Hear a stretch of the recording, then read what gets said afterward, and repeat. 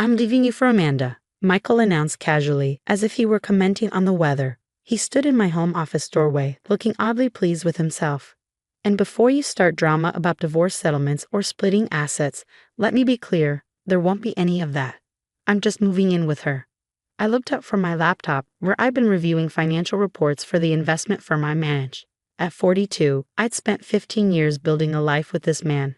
And here he was, throwing it all away for his 23-year-old secretary. Nothing to say, Elizabeth. He smirked, clearly expecting tears or begging. Usually you have an opinion about everything. I kept my expression neutral as I closed my laptop. How long have you been planning this, Michael? He walked into my office now, confidence radiating from his expensive suit and freshly styled hair. Does it matter? Amanda understands me in ways you never could. She's young, exciting. Everything you're not anymore. I nodded slowly, opening my desk drawer. And you fought this through? The legal implications. There won't be any legal implications, he scoffed.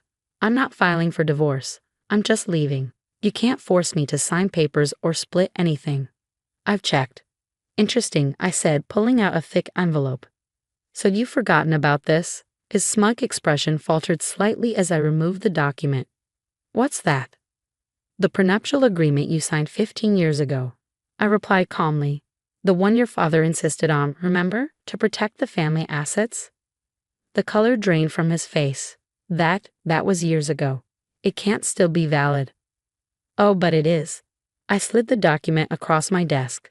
Section 3 is particularly relevant. In case of abandonment or infidelity, all joint assets are to be split 70-30 in favor of the wronged party. There's also a fascinating clause about maintaining the standard of living.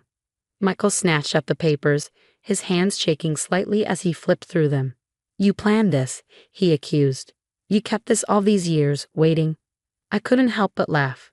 I planned for you to cheat with your secretary, to announce you're abandoning our marriage. Give yourself some credit, Michael. This level of stupidity is entirely your own achievement.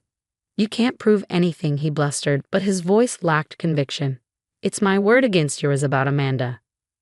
I opened my laptop again, turning it to face him. Actually, I have the emails between you and Amanda going back 6 months. The hotel receipts. The jewelry purchases. Did you really think I wouldn't notice $12,000 charged to our joint account at Tiffany's? The swagger was gone now, replaced by something between panic and rage. You've been spying on me? No, Michael. I've been protecting myself. There's a difference. I stood up, smoothing my skirt. I knew something was wrong when you started working late every Tuesday and Thursday, the same nights the corporate card showed charges at the Golden Grove Hotel. He slumped into the chair across from my desk, the prenup clutched in his hand. What do you want? I want what I'm legally entitled to, I replied. The prenup makes it quite clear. We can do this quietly, quickly, and you can go live your exciting new life with Amanda. Or we can let my lawyers handle it, which will be considerably messier and more expensive. You're bluffing, he tried one last time. You wouldn't want people knowing about this. Your reputation. My reputation. I raised an eyebrow. I'm not the one having an affair with a secretary young enough to be my daughter. I'm not the one trying to abandon my marriage without proper legal proceedings. Would you like me to show you the social media response when my lawyers release the evidence? Michael's face had taken on a grayish tinge.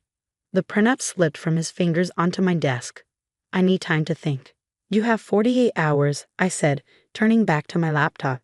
After that, my lawyers will file the paperwork and things will become significantly more complicated. He stood up, his movements stiff. This isn't over. Actually, Michael, it is. It was over the moment you decided to throw away 15 years of marriage for someone who wasn't even born when we met. I looked him in the eye. I suggest you use these 48 hours wisely. Unlike you, I've already done my homework. As he walked out of my office, his shoulders slumped in defeat, I felt an odd sense of calm. I'd spent months preparing for this moment, gathering evidence, consulting with lawyers, securing copies of all our financial records. While Michael had been planning his new life with Amanda, I'd been planning my defense. I picked up my phone and dialed my lawyer's number. Sarah? Yes, he finally told me, just like we expected. No, he didn't take it well when I showed him the prenup. I smiled, remembering his face. You'll have the papers ready by Wednesday, perfect. What Michael didn't know was that the prenup was just the beginning. I had discovered something far more interesting in our financial records, something that would make him wish he'd just agreed to a simple divorce when he had the chance. The next morning, I sat in my lawyer's office, watching Sarah review the documents I brought.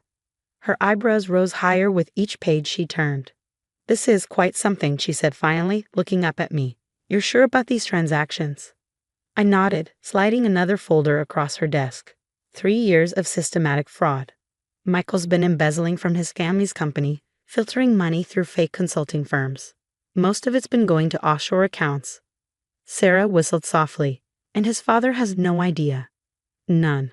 I took a sip of my coffee. Robert's been too busy expanding the business to notice his son's creative accounting. But once these records become part of the divorce proceedings, they'll have to be disclosed. Sarah finished, a slow smile spreading across her face. "Elizabeth, you're either brilliant or terrifying. Possibly both." I had discovered the discrepancies purely by accident. One night, while Michael was at his regular late meeting with Amanda, I was reviewing our tax returns and noticed something odd. Small consulting payments, recurring monthly, to companies I'd never heard of.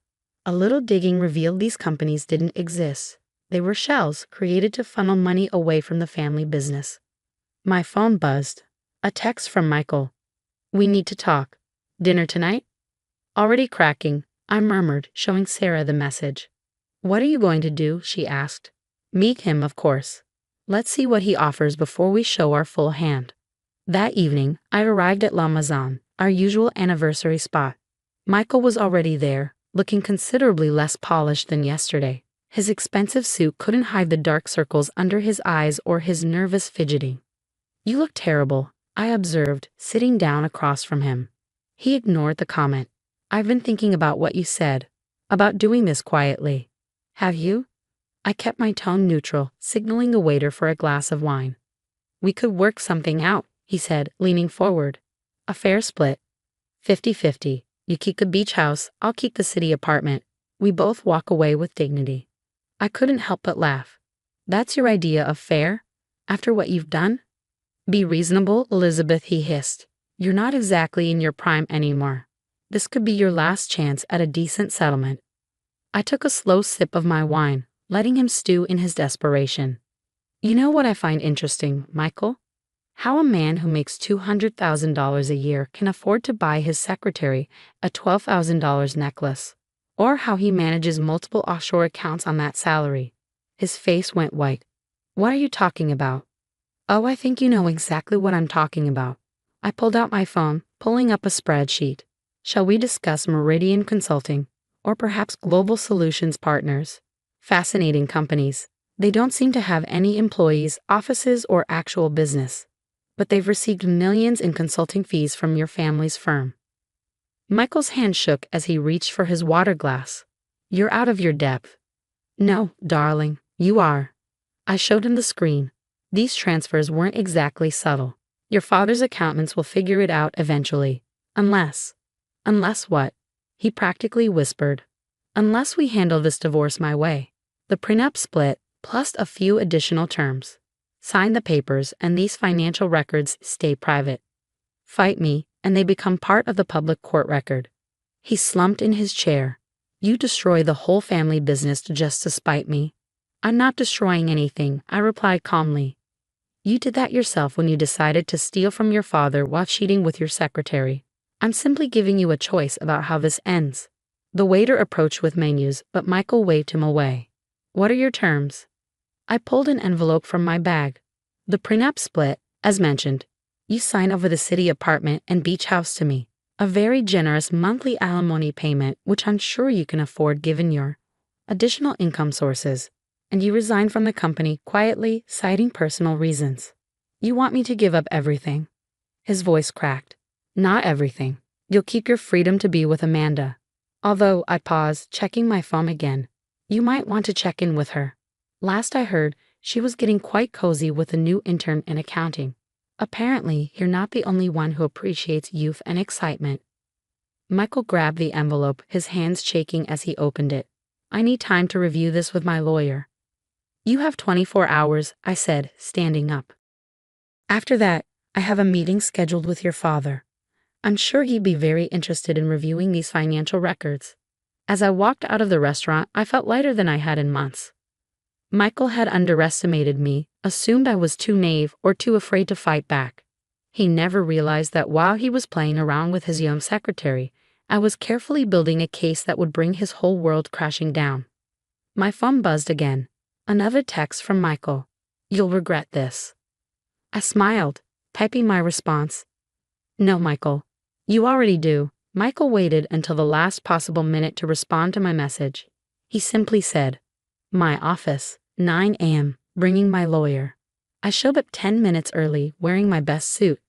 My friend Sarah was with me, holding a briefcase full of documents enough to ruin Michael's career and maybe even start a criminal case. His office looked just like I remembered, fancy and full of family photos that tried to make him seem loving and loyal. The irony was clear. Michael looked tired as he sat behind his desk. His lawyer, James Porter, stood by the window, trying to look confident but not doing a great job. They watched as Sarah and I sat down. "Let's get to the point," James said. "Michael agrees to most of your terms, with a few changes." "Most?" I asked. "He's fine with the property and alimony," James explained. "But asking him to quit the family business is too much. We want that part removed." Sarah opened the briefcase and pulled out a thick folder. "Then maybe we should go over why that part is necessary." "That won't be needed," Michael said quickly, too quickly. I leaned forward. "Actually, it is. James, there's something Michael didn't tell you. Something about shady accounting and hidden money overseas." James turned to Michael. "What is she talking about?" Before Michael could answer, the door opened. His father, Robert, walked in holding a spreadsheet I recognized. "I think she means this," Robert said seriously. Michael jumped up. "Dad, what are you doing here?" "What I should have done a long time ago, paying attention," Robert replied. "Elizabeth sent me this last night. Our accountants checked it out this morning." Michael's face twisted in anger. "You went to my father?" "You." "Careful," Sarah warned. "Everything said here is on record." Robert stood behind me. "The board is meeting today. You don't need to resign, Michael. You're fired." Michael sank back in his chair. "Dad, please, I can explain." "Explain what?" Robert snapped. "That you stole from us? Lied to your wife? Left a paper trail like an amateur?" James coughed. "Given this, maybe we should pause to talk." "There's nothing to talk about," I cut in. "Michael signs the divorce papers today. If he does, I won't press fraud charges." "You can't prove it." Michael tried again. Robert placed a hand on my shoulder. "She doesn't have to. I'll press charges if you don't sign. It's up to you, son." The next hour flew by. Michael signed everything with a shaky hand. He didn't even read the documents. By 10 a.m., it was over. Our 15-year marriage ended with a few signatures. As he and his lawyer left, Robert looked at me. "I'm sorry, Elizabeth. I should have seen this coming." I shook my head.